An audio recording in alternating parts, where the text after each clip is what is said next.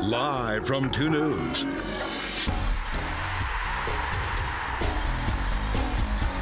This is Talkin' Real, powered by Strong Auto Group. Good evening and welcome to another edition of Talkin' Real on KMYU Talkin' Sports. He's back, baby. Brian Dunseth returns to Talkin' Real after a 2-week hiatus. Good to see you. Thank you. You Didn't know, the old gang rides again. That was a reunion in Columbus, getting the U.S. Open champs and other Columbus soccer heroes together. Yeah, no, it was fun, man. It was one of those quote-unquote legends situations after 20 years in the club. I'm still trying to figure out how I was invited, how I took part. Did win a U.S. Open Cup trophy, but you know, guys like Frankie Haydick, Brian McBride, Brad Friedel, Stern John, Duncan Outen. It was a fantastic time in Columbus. The Miami of the Midwest still rings true. The Miami of the Midwest? Oh, yeah. And a place where soccer really took off because the first MLS club to build their own soccer-specific stadium. Yeah, and there's some magic associated with that. Yeah, I took part in that match. I was on the other side that day. I was playing for the New England Revolution, so we ended up losing that day. But being a part of something so iconic, a soccer-specific stadium, Lamar Hunt built that, kind of the godfather of Major League Soccer and U.S. soccer. It was fun. It was a fun event. Sellout, second largest crowd they've had ever. And on the night they lost the Portland Timbers, but a great game to watch. Great game to take in part. I don't get to watch soccer games, so it was fun to just sit back, relax, and enjoy the atmosphere. Although that was an outcome that really hurt the two teams we're about to talk about. Yeah. RSL in San Jose. Both these teams chasing Portland in the playoff race. RSL had earned 4 points in the first 2 matches with the Earthquakes, including a 1-0 win in San Jose in April. But they were on their heels early in this one, 25th minute. Raimondo with a big save, and then Devin Sandoval on the line, right place, right time to clear that. Yeah, they're going to say MPG went for the Olympico. More than anything, I think he was just trying to put it in a dangerous spot at the near post. Devin Sandoval for a second blocking Nick Raimondo, but then comes up with the timely save with that big right foot. 35th minute, Salinas beating Raimondo here, but hitting the post. Well, Jay Salinas for the first 35-40 minutes was really active down that left-hand side. And, you know, stop me if you've heard this before. Jay Salinas in behind. Can't find the back of the net. 51st minute, Salinas still giving RSL problems. Wow, Raimondo denying Wando. Well, and remember, Chris Wondolowski missed that opportunity at the World Cup. That distance, he's got to tuck that ball in, but what a fantastic save that is from Nick Raimondo as he scampers to his left. 77th minute, RSL takes a bad giveaway. Nice combination play. Plata to Sandoval, back to Plata, but can't get anything going there. Bingham comes out and makes the save. Yeah, Joao Plata would have 2 incredible opportunities. This was one of them. For how poor Real Salt Lake played at times, they still had the chance for the full 3 points. 82nd minute, Olave giving it away in midfield. That's a problem. Earthquakes, quickly counter. Another big save by Raimondo, and then Olave gives it away again. But RSL still scoreless. Yeah, it's poor decision-making, poor execution from James and Olave. It must be better. And they always say height, width, and distance. Get that ball as far away from your goalkeeper as possible. 83rd minute, Burrito making a run. Dolmas Garcia, the cross. Plata can't finish. Yeah, this is the one Joao Plata is going to have dreams about. And it's not going to be dreams. It's probably going to be nightmares. What a ball this was from Dolmas Garcia. Coming off the bench, instant impact. Plata has to bury that. Has to bury that. That's an empty net. All he's got to do is open up his hips, lock that angle, and that would have been a 1-0 win. Soccer gods punish teams that can't finish chances on the deflection. There is Perez with the game's only goal, 87th minute. Not just soccer gods, but the fact that the assistant referee had an absolute nightmare on this. This goal should not have stood. Quincy America was in an offside position. We'll take a look at this play, and we'll break it down a little bit more on the telestrator.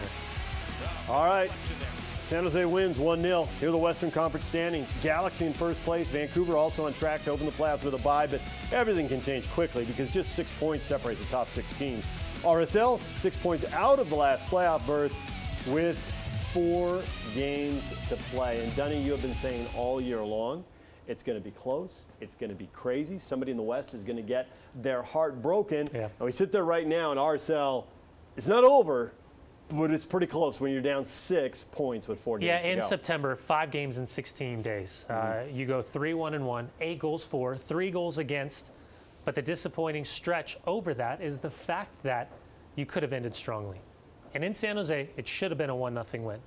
And that's devastating because those 3 points and then having a game in hand with a couple teams ahead of you, You would have been on the right side of that red line if you got the results. Now, must-win situation. Absolutely have to win every single game in Major League Soccer, including CONCACAF Champions League. And you look at this now and you think over 30 games, you can pick 3, 4, 5 goals. Absolutely. And say these 3, 4, 5 goals knock a team out or put a team in the playoffs with any of a half dozen franchises. You know, we say this every single year, and throughout the course of the first third of the season, we say, we hope that doesn't come back to haunt you. In the second third of the season, we really, really hope that that result doesn't come back to haunt you. Well, guess what? Haunted. Now this is where all of these results haunt you. And this could be the point of the season where Real Salt Lake looks back and they can point out and say, these are the reasons why we did not make the playoffs. All right, it's winding down. Here's the schedule for the home stretch. 5 games in October for RSL, 3 home, 2 on the road. 4 in Major League Soccer, and then the one match, the next to last match, you see Municipal, that is Champions League. RSL actually has 10 days off after the Colorado match this weekend, not facing the Portland until the 14th, International Day. It's USA-Mexico at the Rose Bowl. We're all waiting for that. But then the matches come hot and heavy. It's 4 matches in 11 days. Well, and also keep in mind, you're talking about USA-Mexico at the Rose Bowl on October 10th. You also have Olympic qualifying. Luis Gil, and even though Luis Gil hasn't been a part of the 18-man roster, he's not available. Boyd Aquanu today just got called back with an injury to Eric Miller from the Montreal Impact. Boyd Aquanu is now a part of the U.S. Olympic team during their qualifying. This isn't going to get any easier. We talked about this team's backs against the wall. The only thing that matters, doesn't matter how clean the game is, doesn't matter how ugly the game is, the only thing that matters, 3 points. That's it. 3. RSL is in a difficult and borderline impossible position here in the playoff race, but when they were challenged earlier this season by Jeff Cassar, he got the team's best effort and a victory over Sporting Kansas City. Does he expect a similar effort and results in Colorado? I sure hope so. I sure hope so. I think the players know what was at stake. I don't think our effort level was poor in San Jose. I thought defensive effort was excellent. I thought we just expended so much energy playing defense that when we won it, we didn't quite have the movement, the intensity, the energy that we wanted. This week I'm going to make sure that practices are short and sharp, and the guys are hungry, and we're ready to go on Sunday. I think every game we came into this year was a mentality to win the game. So it's not going to change at all this year, and only thing probably changes is players available. All right, so the schedule's a little congested. The pressure is on, but it's not as bad as that 5 matches, 16 days you just talked about. No. So it's difficult down the stretch. It's not impossible. They need help, though, and they don't control that. Yeah, and listen, I agree with what Jeff said. In San Jose, you saw a team that was struggling to recover the ball, especially in the midfield. And with some heavy legs and with the international travel, even though he utilized 23 different players over those 5-game stretch, it's a team that did look a little heavy. But now they have a full week off. Going into the Rocky Mountain Cup against Colorado on the road at Dick's Sporting Goods Park, you've got to win by 2 goals to retain the Rocky Mountain Cup. And let's be honest, RSL could be in a situation where they could make the playoffs. They could qualify for the quarterfinals of CONCACAF Champions League, and they could raise the Rocky Mountain Cup trophy. Or they could do none of that. So it's a big, big month for RSL. RSL and Colorado played a scoreless draw in Utah in June. RSL lost to Colorado 3-1 in Commerce City later in the summer. But RSL's made a couple of huge personnel moves mid-season. Do those first couple of meetings help either team prepare for this weekend? I think we're starting to head in the right direction. Teams are, either getting healthier. There's a lot of times now there's suspensions with yellow cards and international call-ups, so teams are in and out. But we've kind of seen everything that teams can throw at us. Now it's just trying to figure out what they're going to throw at us. Can you put your finger on any reason, 1 point in a couple matches? Nope, not at all. I mean, I don't remember even the last time we played against them. Kind of taking one game at a time right now, and looking forward to the game and hopefully 3 points. RSL goes to Colorado needing 3 points and some help. Dunny, while the fans scoreboard watch, what can RSL do to help themselves? Well, for Real Salt Lake, one of the big things that we always talk about is the intensive playing and moving in the final third. And what that really comes down to is the movement of Javier Morales and Burrito Martinez. And you go back to the goal against Santa Tecla and watch how quickly the possession starts. And Burrito Martinez outside, a little clipped-in ball. Watch the defensive shape, though, from Santa Tecla. But also, watch the way Javier Morales settles and immediately looks to spring a Burrito Martinez at the top of the 18-yard box. Now, there's special players in Major League Soccer. There's special players on Real Salt Lake. Burrito Martinez and Javier Morales are two exquisite and special players. Watch this nutmeg from Javier Morales. Even more importantly, watch this finish from Burrito Martinez. That's at full speed. I don't think you can really respect the move until you see it right there. What an unbelievable touch that is. So let's take a look at the starting 11 for Real Salt Lake. I think they go back to what we saw Houston and LA. I'm going to say Javier Morales is back in the starting 11. Now, he's got that hip flexor injury. As of right now, with 4 days out, I'm still projecting him to be in that spot. Luke Mulholland will have that opportunity to get up and down. Kyle Beckerman at times will sit a little bit deeper. We've seen Burrito Martinez tuck in. We've seen Joao Plata tuck in. Now the only question is up top, Sebastian Jaime, or do you go with Devin Sandoval? Now, the one thing for Real Salt Lake that they have to be aware of when they're playing Colorado, very similar to the goal that they gave up against San Jose, but when the ball's played, see right there, Victor Bernardes, where's Quincy Amarikwa? He's in an offside position. And I said earlier during the highlights that San Jose's goal and the game winner should not have counted against Real Salt Lake, and that's why. When this ball's played in initially to Quincy Amarikwa, he's in an offside position. Watch the way RSL holds their line. Assistant referee has an absolute shocker, should have raised his flag. This goal, even though it was cruel and the deflection beats Nick Raimondo, it absolutely should not have counted.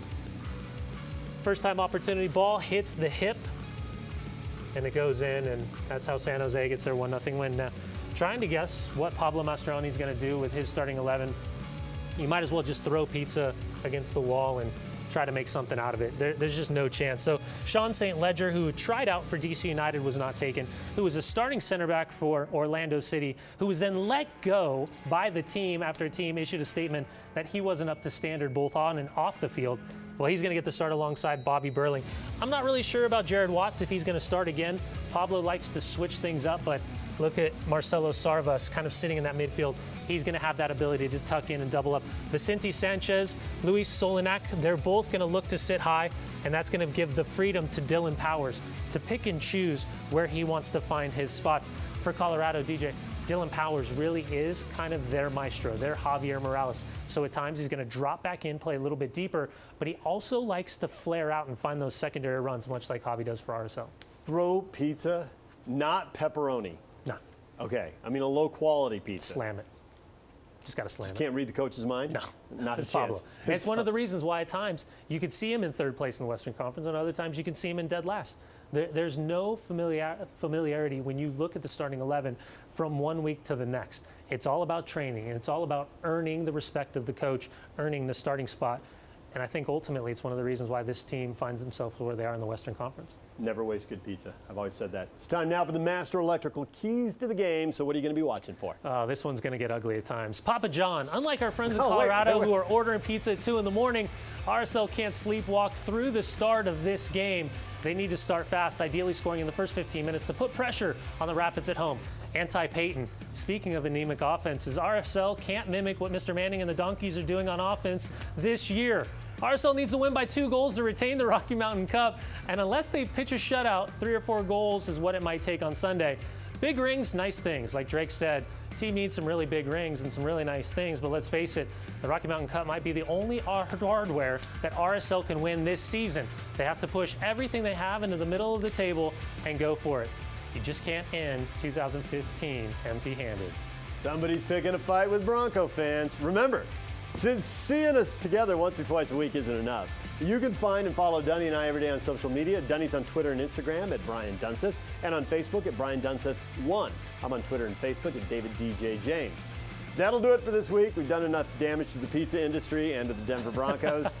RSL in Colorado plays Sunday at 5 o'clock on Fox Sports 1. If you need Dunny before then, he'll be calling Bundesliga games on Fox Sports 1 tomorrow. Back to the airport, Dunny. Back to the airport. Dave Fox has more sports in a minute.